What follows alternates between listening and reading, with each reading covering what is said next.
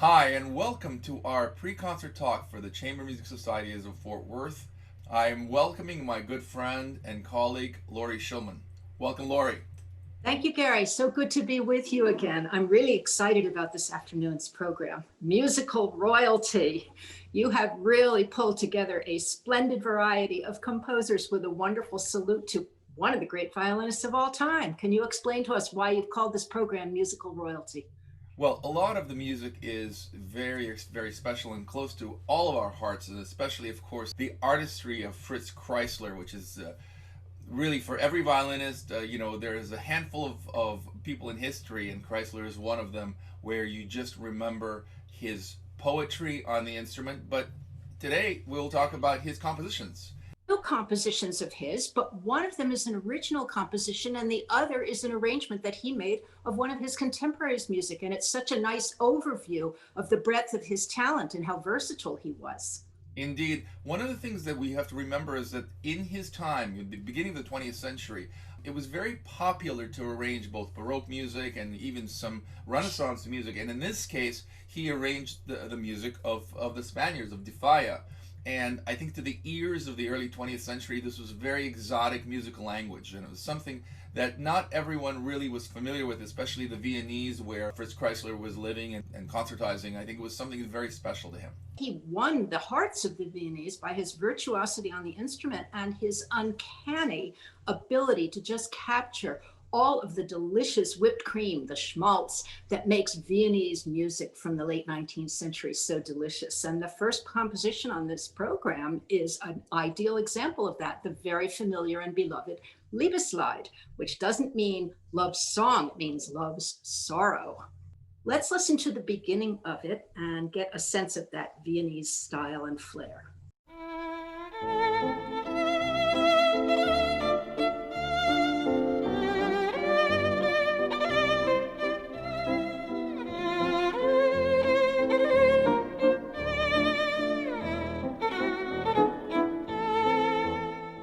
This music makes me feel like I just ate a big slice of Linzer torte. It's so rich, it's almost sinful. And it's a perfect miniature because in the contrasting middle section, he gives you this ray of sunshine, perhaps a memory of the love that has clearly been lost. Let's listen to that.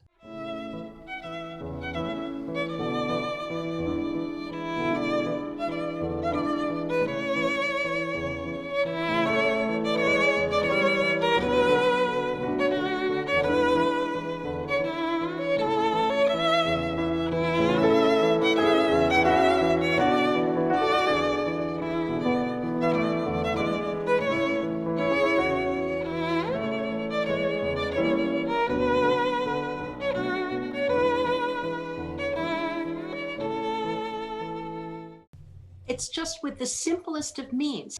Basically, he's giving us a Viennese waltz with an pa, but it's so graceful and so elegant. It's quintessential Kreisler. And you can see that he must have been quite the ladies' man, too. When you look at these photographs, it really brings the elegance of the late 19th century Viennese culture to life. I know a story back in New York when Mrs. Bloomingdale actually asked Mr. Kreisler to play one of her soirees. And he was actually quite insulted by that, but he did in fact go and he promoted his music. He was very much in the upper circles of society everywhere.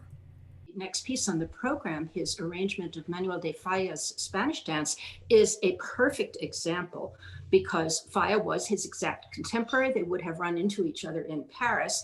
The example is another very familiar one, but it comes originally from a ballet. So in its original iteration, it would have been an orchestral piece, but it's become so popular that lots of instrumentalists have adapted it. Our initial example, we've actually chosen one by two great guitarists, John Williams and Julian Bream. Let's listen to the opening of Falla's Danse Espagnole.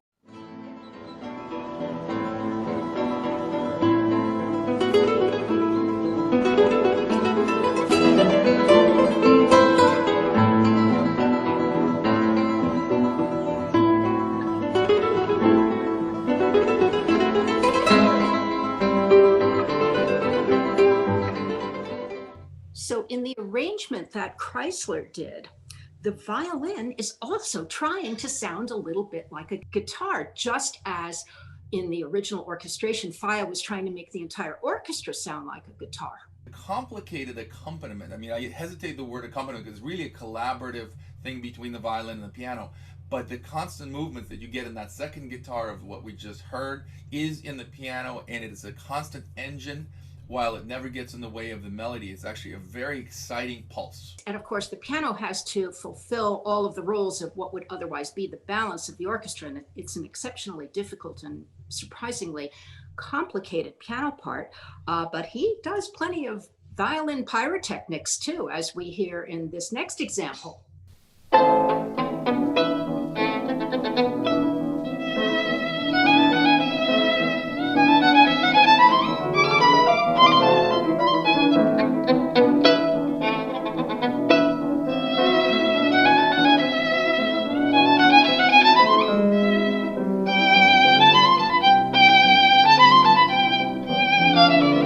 So Gary, what kind of violin technique does he actually demand? Basically, it's everything that the late 19th, 20th century technique would demand. So you have double stops, you have ricochet, you have all kinds of sounds that would imitate not only the guitar, but also the flamenco dancers. You alluded to the orchestral version of this and also, of course, the piano version.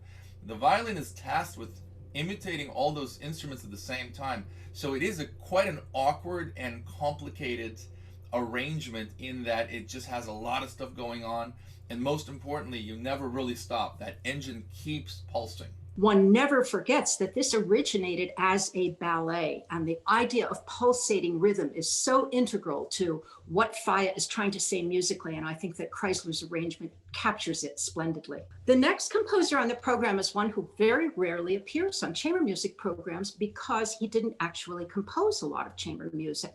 Mikhail Glinka is known as the father of Russian music, and he's best known for his opera Ruslan und Lyudmila.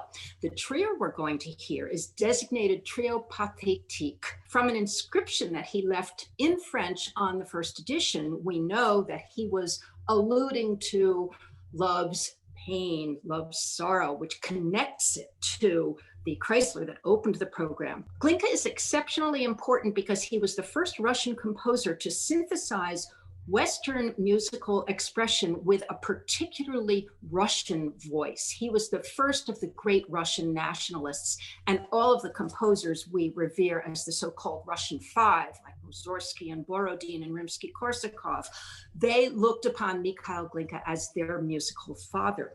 This early trio, he says on that front page in French, "I have only known love through the sorrows that it brings." And you get a real sense of that lovelorn underpinning that courses through it, particularly in the slow movement and in the finale. But what I find so fascinating about this piece is it's so compressed. He's basically strung three movements together. They move one right into the next, and yet they're very clearly delineated. He's a gifted, gifted composer who knew what he was doing. There's an interesting corollary to the Glazunov violin concerto. Glazunov, of course, much further along, much later at the end of the 19th century. But that the violin concerto also is pretty much a one-movement piece, though there's three movements in it. Just going back to the Pathétique thing, I'm always reminded of the Pathétique trio of Rachmaninoff, again, much later into the 20th century. But it seems like all the people who know me and my Russian heritage, my predecessors are all into the Pathétique thing, but I think this is actually much happier a piece, and it's more about love lost, as you mentioned, rather than actual depression and darkness. Right. That a lot of the Russians engage in. It's connected more to the idea of what the English would call sensibility in the Jane Austen sense. We should mention that the original version of this trio was for clarinet, bassoon, and piano, but it was, as many works were at the time, arranged for different instruments to make available to a broader performing public. And in Russia, it's much more frequently performed in the piano trio version with violin and cello, as we hear it this afternoon. Any idea why it's become that popular in Russia, Gary? The woodwind playing, certainly the middle to early 20th century, was not on the level of the piano and the string playing. A lot of it had to do with the availability of the instruments, the availability of the equipment itself, and then the maintenance of it. Only really in the last 30, 40 years is it comparable to that of the West. And then, of course, the practical part of it is that everybody had a violin, everybody had a cello, and everybody had a piano. To secure a bassoonist and a clarinetist was much more of a challenge, much more complicated. Well, I've already mentioned that this was a youthful work, and it just screams of influences from Western Europe throughout it. In the opening movement, I hear a lot of Mendelssohnian influence. It opens with a unison fanfare. It's kind of a call to attention. And then the first theme has a decidedly Mendelssohnian texture, particularly in the piano. Violin states the theme first, and then the piano will echo it. Let's listen.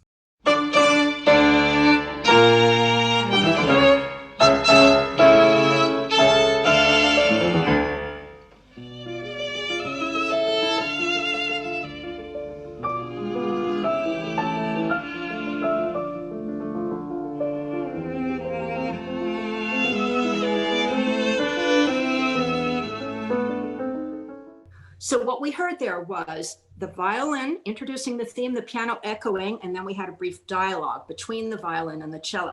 Well, we get a perfectly conventional second theme in a sonata form movement that is contrasting. This time the cello leads and the violin replies, and then they play as a duo. The piano ornamentation, when it finally comes in, is almost Chopinesque. Let's hear it.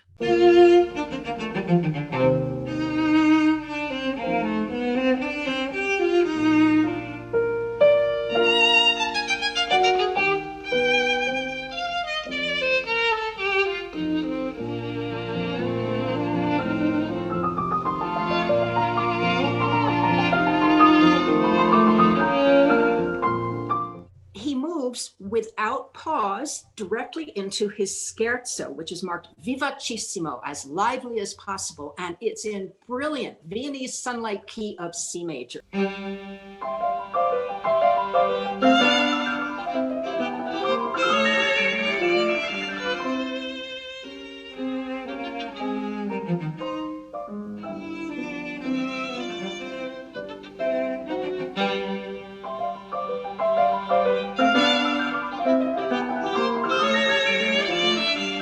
In this scherzo, the contrasting trio section is much calmer. It's more a contrast in character than anything else. The opening has the cello declaiming the theme in active triplets. The violin actually does not enter until 33 bars into the trio section. And he does switch to F major, a pastoral key. So the theme is lighthearted, but also pastoral in character. Let's hear it.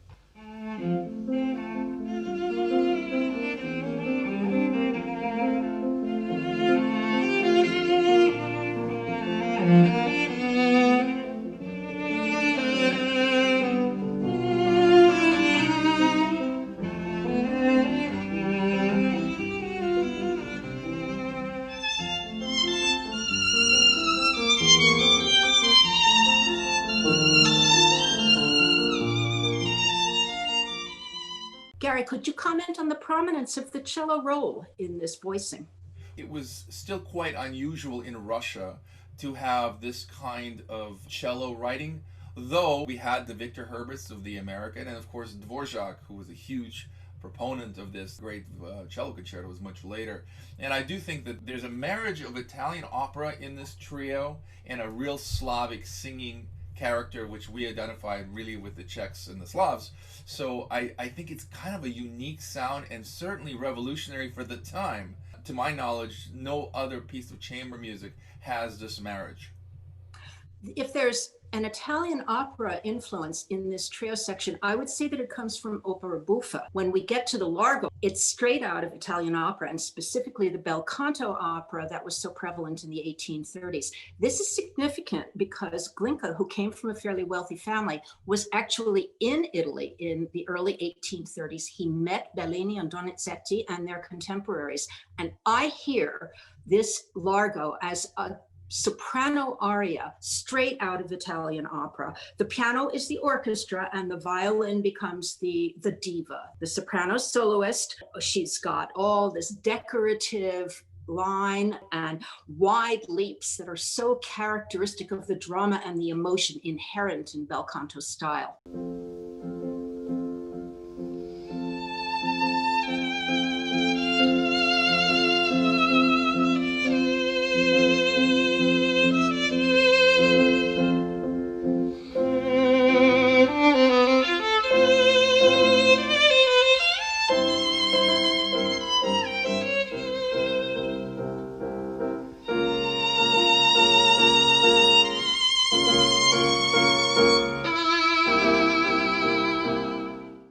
in the finale, it's a completely different kind of Italian opera. In this last example from the Glinka, what you're going to hear is something that sounds like the fight between the lovers when one of them discovers that the other has betrayed him or her. It's maybe somebody's been jilted, but it's so operatic. It's just astounding.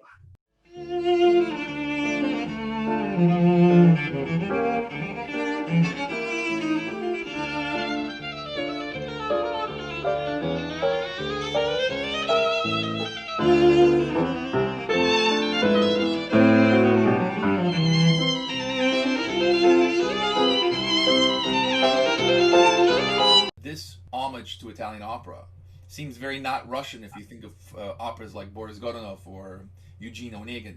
But we have to remember that the Russians loved Italy, and to this day they travel to Italy for vacations and to get some sort of regeneration, maybe for the soul. So I think that Glinka, certainly having traveled there, is one of the very few examples in the 1830s that does in fact talk about this in his musical examples.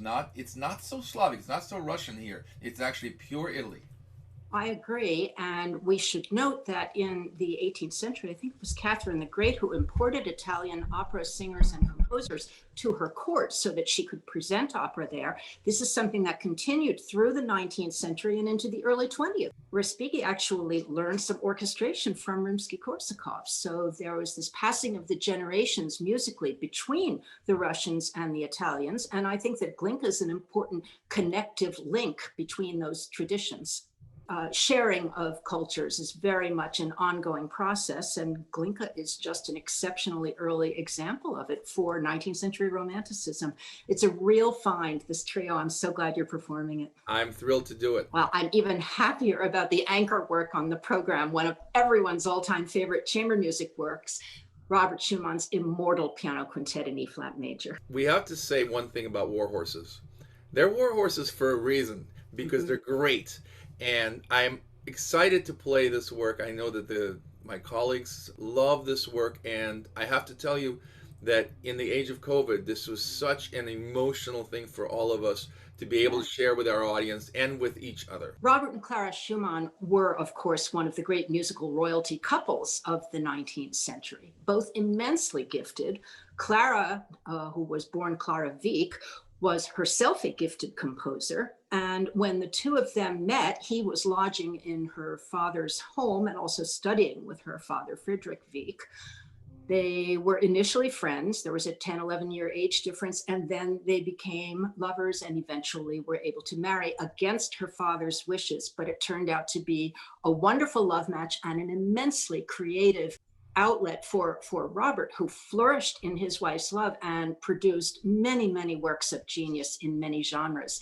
This piano quintet is the crowning glory of his so-called chamber music year. And it was written very early on in their marriage, and everything about this piece exudes optimism and exuberance and just this unfailingly positive attitude towards life. You can hear it from these opening measures. Let's listen.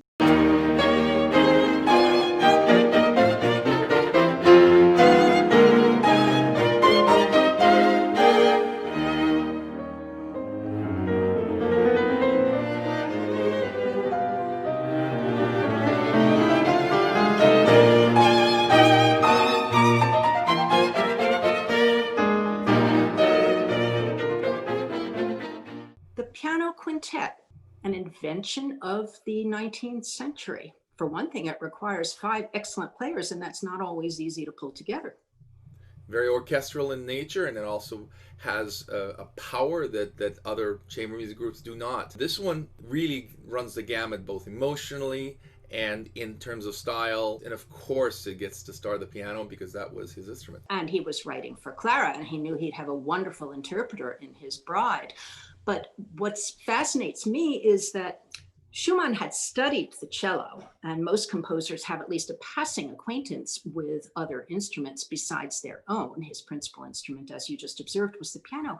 And yet, this music sounds effortless. And you have told me time and again, it's exceptionally difficult to play. Why is that? There's something about Schumann's writing where it doesn't lay well on the instrument, and he is an equal opportunity offender. It doesn't lay well on the violin, viola, or cello. That said, when the music is great, it is our job to make it sound effortless. Personally, I thought the first time I played this is going to be a real problem way back when I was a student. And Uh-huh. now it just feels like second nature because I know where all the minefields are. So I think that for the listener, it shouldn't feel like complicated versus not complicated. It's a very cohesive work. It's a brilliantly composed work. And we're all committed to performing this at the highest level. Let's move to the slow movement. Both the slow movement and the trio share formal structure in common. Schumann liked to do two contrasting middle sections rather than just one. So what you would get is an A, B, A, C, A structure. Not quite a rondo, not quite a scherzo trio or a slow movement with contrasting middle section. But I find that the weight of these two inner movements gives a very nice balance to the way the whole work coheres. The way he opens this movement is with a strange introductory question from the piano. And then, in a low range, almost sounding like viola, the first violin comes almost like a funeral march.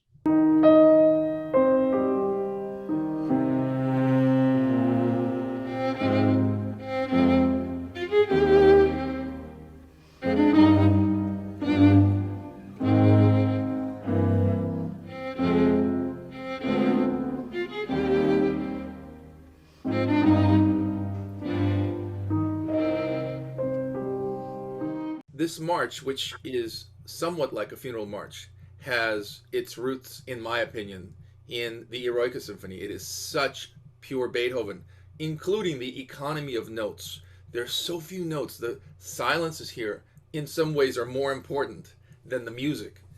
But the structure of this is quite vertical. It's singing, and then the rest of us play vertical march-like music.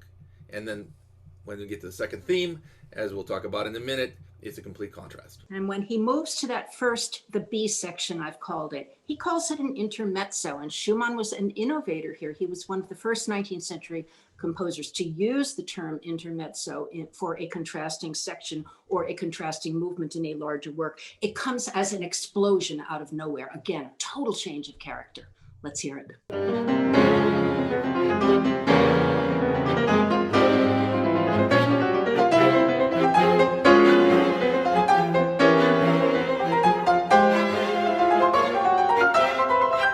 We get a wonderful sense of that humor in the scherzo. This movement has always astounded me because he's basically built his entire theme on ascending and descending scales. But he's having a ball with them because he's juggling them all and they're all playing catch with each other, and somehow he makes it sound perfectly logical. Let's hear it.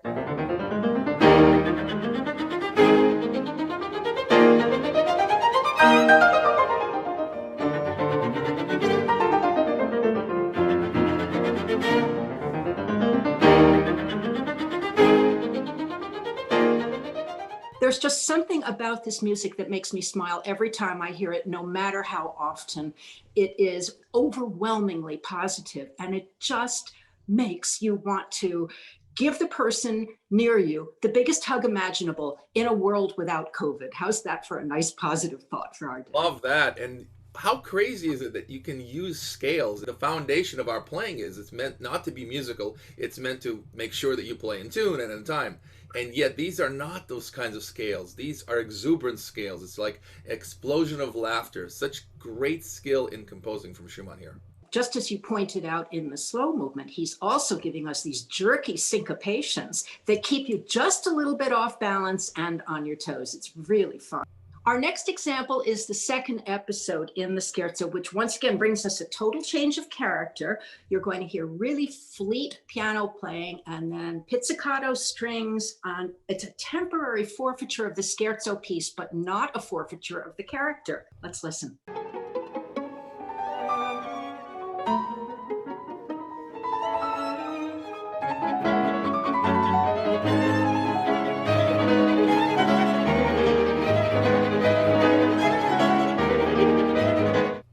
with the finale, we get yet another example of Schumann's humor, because he starts us out as if we're in G minor, but we're not. The piece is in E flat major, isn't it? So we're off balance right away, but this time not rhythmically. It's a tonal practical joke before he settles into E flat major. Let's listen to the opening of the finale.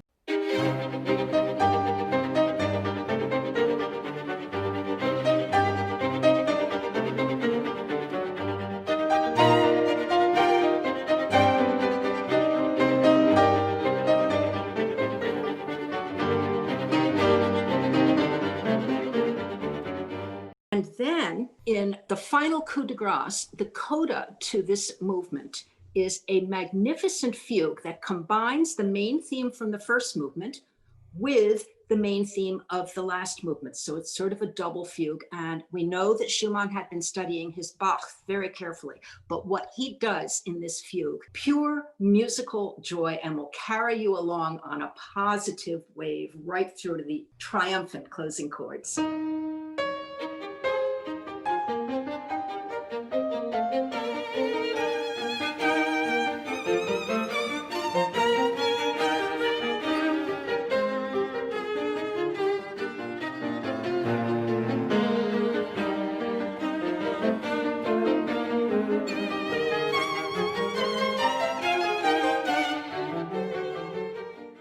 So whomever said Schumann couldn't write counterpoint hasn't studied the piano quintet. This is really one of his finest efforts, don't you think, Gary? Absolutely. I just want to go back to the fugue. People should remember that Mendelssohn kind of rediscovered Bach, right around the time that this was actually composed. And it was fascinating to me that both the Schumanns, both Clara and Robert, would study this in their spare time. I think to our minds and ears, that seems like an incredible thing that you would sit down and study countless fugues.